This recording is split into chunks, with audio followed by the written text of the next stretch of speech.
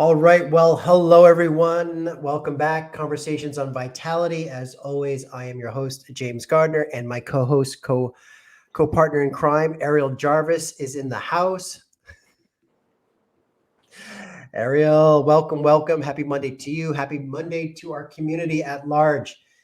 All right, gang, if you are tuning in today or when this finds you, this is part of a long system of systems that we're doing. We are on the 7th of 11 body systems that we are having discussions about each and every Monday. Today's conversation is something that is near and dear to my heart, has been a an ailment in my life. I will call it an ailment, an illness, and so forth, asthma. We're going to talk about the respiratory system today, and which is, as Ariel was saying to me when we were jumping on this call, that kind of fortuitous as we've had some smoky conditions here in Vancouver the last day and a half or 2 days, I guess. And it's always something when your air quality gets a little bit suspect and we feel it, and then things that we take for granted, like just breathing, is super powerful. So Ariel, let's dive in here. Respiratory system. Yes, awesome. Thank you so much for having me. First of all, I think it's really important that we understand what our respiratory system is made of. So I apologize if you already know this, but for those of you that don't, fun fact, you have an upper and a lower respiratory system. Your upper is your nose and throat. So you want to be really mindful about, mucus forming foods, what you eat, because it does affect the upper. The lower is the larynx, the trachea, the bronchi, and the lungs. You have two lungs. And so we want to make sure that we are really supporting gut health. We're really supporting hydration. We're really supporting your diet. And we're really avoiding pollutants. Okay. So fun fact, you have over 300 million bronchi that actually cover an area of 180 square meters. So 300 million, that's a lot. And these are very sensitive. They're pH sensitive and they're electronegativity sensitive, which means they can get destroyed if you have too much acid waste, too much free radical damage, too much oxidizing and dehydration, right? So your lungs are 75% water.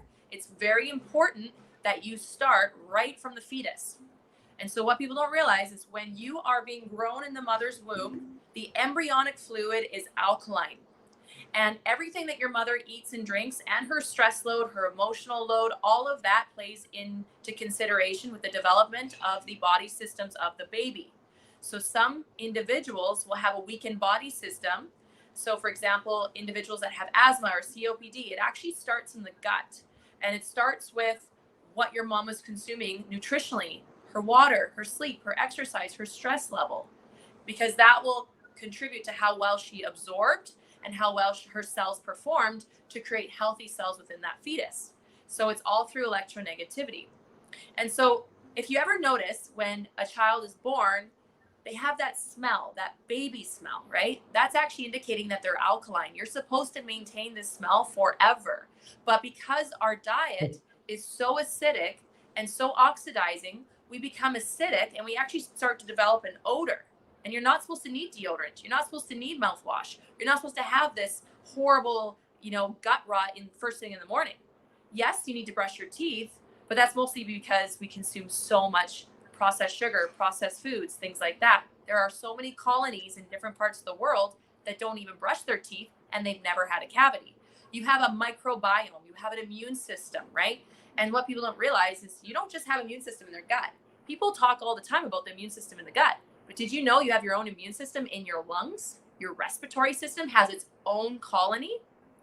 And so what does that foundation need to be thriving? Well, I'll tell you what it doesn't need. It doesn't need processed food. It doesn't need dairy. If you're somebody that already suffers, you need to cut out the alcohol, you need to cut out the processed sugar, and you need to cut out the ice cream. Yes, I'm talking to you, James.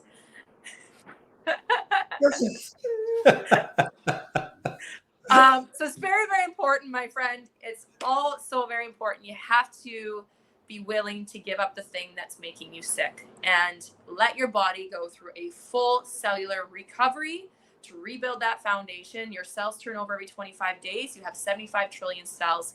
If you have a respiratory condition or a weakened respiratory area, remember, your weakness can become your strength. but you need to really take the time that it needs to regrow that area. A forest fire always regrows back stronger, right?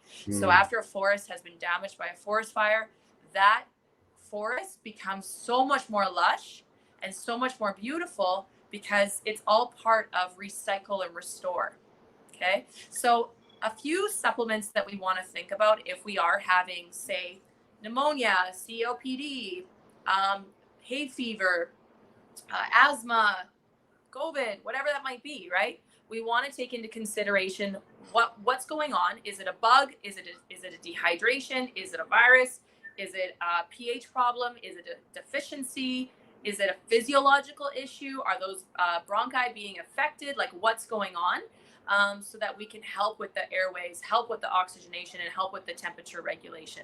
So get your pens and papers out.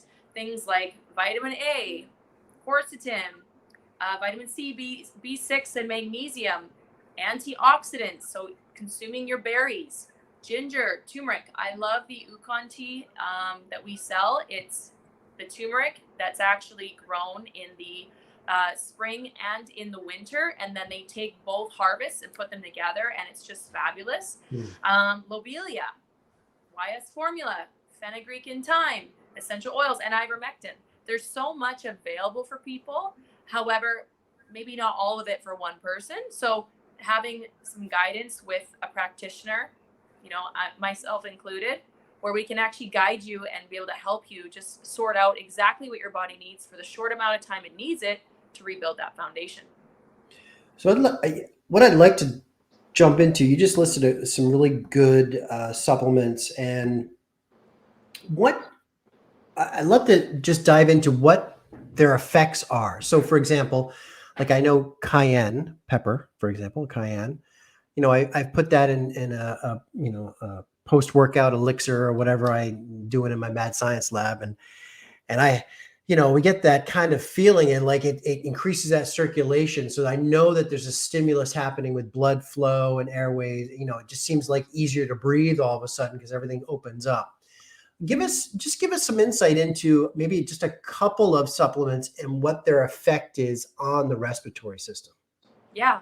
So YS formula is a homeopathic tincture that we use for COPD. And it's fabulous because it opens up the airways, it breaks down the mucus, and it actually allows the bronchi to stand back up to help with oxygenation and opening of those pathways for oxygenation so that they don't get stuck shut. Remember, mucus and processed sugar and gluten acts as glue in the respiratory, in those little tiny bronchi, and they actually get stuck shut. So then they can't open properly. So it's really important to avoid these things, and having a high fibrous diet full of fruits and vegetables, full of protein, right? That's what your body needs to be. That's the foundation. You don't need those processed sugars and dairies. I have a great question just came in. Let me just pull it up on the board since we're on this subject, supplements. Yeah. Have you ever used sea moss and bladder wreck? Yes. Bladder wreck for mucus. Yes. So they're not my favorite. I prefer mullein for mucus. It does pull out the mucus better with chlorophyll, not chloroform, chlorophyll. Right. Don't make that mistake. So those are my favorites for removing mucus. And then also sea moss is amazing. It is a well-known high trace mineral, which helps with thyroid function, helps with cellular function. It's great as an antioxidant. So it does support the respiratory system. It's not my go-to for the respiratory system. I would use different supplements. Sea moss would be more of a thyroid or a glandular function. Okay, thank you for that. Great. Hopefully, Spark, you are listening to this as on live. If not, I'll make sure that you get tagged so we have a little answer for you. So, Ariel, you talked mucus, and we've brought mucus into conversations before in terms of the negative effect and obviously how food causes that in our system. The other thing I want to talk with respiratory system, what about inflammation due to allergic reactions? So, I'm assuming that's different than mucus when there's like a flare up in the bronchial spasms, if you tube spasms and so forth, like in terms of my asthmatic background. What about some of those allergen triggers that are out there? Yes, so that's more of like a histamine reaction. That goes back to our um, immune system talk that we Ah, did with those okay. immunoglobulins and antibodies, the MADGE. So basically, they will be signaled that there's a histamine reaction happening, and then all of a sudden, you'll have the area will close up, and then blood flow will stop to that area, oxygenation will stop to that area, everything will stop. The highway is blocked, Mm, and so when you cut off the oxygenation to a certain like little tiny cellular system, then it will actually put that body system into a fight or flight, and the central nervous system will basically shut off. And so people can pass out, people can not get air, people start to panic and worry, they start to get tightness, or they'll literally black out. And that's because the body is not able to support the pollutant or the allergen that entered into the body. It got mm. through the three levels of protection, the army, Right, right. and the body couldn't go into a fever quick enough. So now the body just shuts down. Okay. Okay. You mentioned COPD, and now we've talked, and even you mentioned earlier the body's ability to rebuild. To a forest fire will repopulate afterwards. Uh, Now, in my understanding, COPD is something that's irreversible. Is that true, or like what are your thoughts on that? You can support it. It's never going to be 100% because with COPD, it's been going on for too long usually. Mm, And the medical attention that is being used is creating more acidity, so more positive charge. okay. Inflammation goes up. Now, for individuals that unfortunately don't go through Western medicine, right, and they go through strictly Eastern medicine and they follow Dr. Sebi protocols and they follow, Ayurvedic medicine protocols, the COPD is reversible and it's been proven to be reversible. But as soon as you start playing with pharmaceuticals, now you're creating another layer of mucus that the body has to break down and remove. Remember, Mm, it's not so much that these foods cause mucus, it's that your body reacts to it and creates mucus to protect itself from it. And so the best way to tell if something is not good for you or it's going to affect your respiratory system is you'll immediately get like a tickle in your throat or a cough when you start eating something, or B, your nose will run. If you get a runny nose when you're eating something, that means you're allergic to it. Your body's making mucus. Your body's trying to purge it out. Yeah. So be very careful. wow. So start focusing on what you're eating. The third thing is if you start getting a lot of random bruises, but you're not hurting yourself, you're not bumping into things, bruising is a sign of a food allergy. Hmm. Yeah. Wow. Because my nose runs like a wet dog. I'm like a dog when I eat sometimes. I mean, honestly. And I Yeah. I've always attributed it to almost like an increase in body temperature, right? I have this thing, but it happens a lot. So So it's so interesting you say that because your lungs are your temperature regulators. If you're eating an allergen food, your body temperature will rise up and your body will try to purge it. You're hitting the third line of defense. You're hitting that fever defense. right, right, right. Okay, so runny nose is a telltale sign that there's an allergic reaction happening on some level. Yes. Wow. Okay, And your great. body's creating mucus. Yes. And you also said something like a tickle in Yes. the back of the throat. Okay. Yeah. Your body's trying to get it out. You have your adenoids and your tonsils, right? So those actually are little receptors and they'll be able to identify if something is foreign or if something's new. Maybe you've eaten something you've never eaten before. And so some people, they'll have a good reaction. The body will be able to break it down and recognize it and do its thing. And then some people will be like coughing, swollen, what's Mm, going on. And that's because the tonsils and the adenoids are not happy. That's part of your digestion. That's part of your immune system. That's part of your response.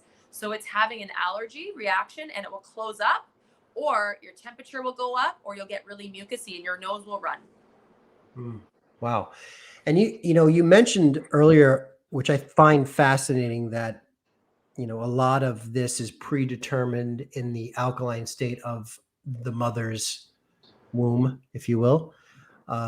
And just because we're talking allergies right now, and it does impact the respiratory system, in my case. What about nut allergies? Like, so are those again the root cause back to that alkaline state of the fetus back in the day, or what? It can be caused by that, or it can be caused by an overloaded toxicity. So basically, something that was brought into the body as the child is going through adolescence. Usually, it's to do with childhood vaccines, or it's to do with getting very, very sick and undernourished, malnourished. So different parts of the country. Or getting a different type of parasite, right? So different depending on where you are in the country. Parasites can also affect that if you get a really bad one at a young age. So these are the three main contributing factors that are so explosive to that body system. And so the body system doesn't have the capability to deal with it because it's just too much, right? Too many foreign invaders. And so we really do want nature to take its course, because nature is more gentle. And if you're taking something from a lab and injecting it into the body, it's like, it's just so aggressive. And the body sometimes it will recognize it if it comes in again, but that first hit can be detrimental to the poor cellular system. And not every body's respond the same. And some people, it can be long-term damage. Right. Fascinating. Now, Ariel, one thing we haven't touched on yet in terms of respiratory, but I know we're going to now, is again, last week when we talked cardiovascular system, we talked, the heart being a pump, and we talked obviously exercise. And the same holds true here with the power of the diaphragm, the lungs, the ability to intake oxygen, to expel CO2, to also distribute said oxygen efficiently to the body, and so forth. So let's maybe talk about that a little bit. So oxygen is actually an alkaline element. The more oxygen, the more your body pH is alkaline. Okay. So the more exercise, right, the more you're removing acid waste from the body. People don't realize, but CO2, when you blow that out, that is actually acid waste leaving the body. That is very damaging to the body. So more exercise, the better. And obviously good quality air, right, coming in, because you want to be alkalining the body. You can alkaline the body just through breath work, right? People don't understand that. There are 4 things we talk about constantly. The 4 pillars, right, to alkalining the body and to maintaining homeostasis, that proper electronegative pH balance. Your water, it must be negative charged. We've talked about this. Your sleep, you must get enough, because it maintains your cortisol. Your cortisol and your rest and recovery. Cortisol is very acidic, right? When you go out and you exercise and all that, you build up lactic acid, acidity, right? We always want to get enough sleep. We want to remove the waste from the body and the brain and all the body systems while you sleep. That's why you need 5 to 6 REM cycles per night. You've got your food and herbs, right? So food and herbs and supplements, trace minerals, all that fun stuff. That is the building blocks, right? We talked about that earlier in this video for the supplements required to rebuild or restore your respiratory system. And then the 4th one is exercise and stress management. Yes, over exercising can also create acidity. So certain protocols need to be put into place to bring that back into a proper pH. But just for the average folk, we aren't over exercising. We're under exercising. Right. So we need to get up and move. So 60 minutes a day minimum. Your body's required to move. Your lymphatic system is a bag of fluid that requires you to move to expel waste, to expel acidity from the body. And also stress management. what goes on in your head, that's Yeah. very, very important. Doing that inner child work, seeking people that have found inner peace and following those protocols, it's very important because no one is able to run away from the negative attacks that happen to us daily. You have to put on an armor every day and protect yourself because you're only human, right? And we are emotional beings. Emotions are energy in motion, and that can create underactive cells if you just constantly suppress that, right? So, and we don't want to dump on other people. So it's very important that you find that inner peace and you find those tools so that Mm, you're not running from stress, you're facing it and you're not letting it sink in and affect you, right? yeah. Stress is good for us. It allows us to adapt and That's it right. allows us to understand each other. That's right. Yeah, not all stress is bad, for sure. Ariel, I have one more question. I know we're almost at time, but I have a question regarding the respiratory system. And I know we can rebuild. It seems that, or is there any truth to once someone is afflicted with uh, uh, a lung disease or pneumonia, for example, that they're more susceptible to have reoccurring conditions in that same area? Yeah, so your cells have a memory, right? And scar tissue can develop. And so, usually, when people have had pneumonia or COPD or asthma, they haven't dealt with the underlying issue. And so, of course, through cellular memory, it's going to keep coming back to the weakest area, the weakest link, Mm, right? But if you can strengthen that area to be your strength, then it will target another area. And so, if someone is really wanting to overcome their asthma or their COPD or they have long-term pneumonia or like whatever that might be, then you need to go through rehab. You need to understand that it takes 2 years to do a full cellular reset of that body system to make it a strength. From a weakness to a strength on the mm, spectrum, to go from one side to the other, takes up to 2 years for those lungs to fully mature and mm. develop again. Fascinating, because we hear it a lot in nursing homes too, and it just seems like there's pneumonia always is a lot of times the precursor to older people kind of getting passing away. Like they once they get something in their lungs, it's like a fast downhill exit. Yeah, Is that prevention, health is prevention is so important. yeah. Just prevention. If you know it runs in the family, you know that that's a weakness that you already struggle with. Don't wait to recover when you're at your deathbed. Don't Mm, try to recover when you're 70, 80 years old, right? Because your inner mitochondria is already so weak at that point. You don't have the charged energy to shuttle that nutrition to that right. area and to that body system. You want to really restore those body systems that you're noticing are kind of weak now. You want to do it while you're still in your prime. Love that. Absolutely. Absolutely. I love that. What a great way to end that. Now's the time, gang.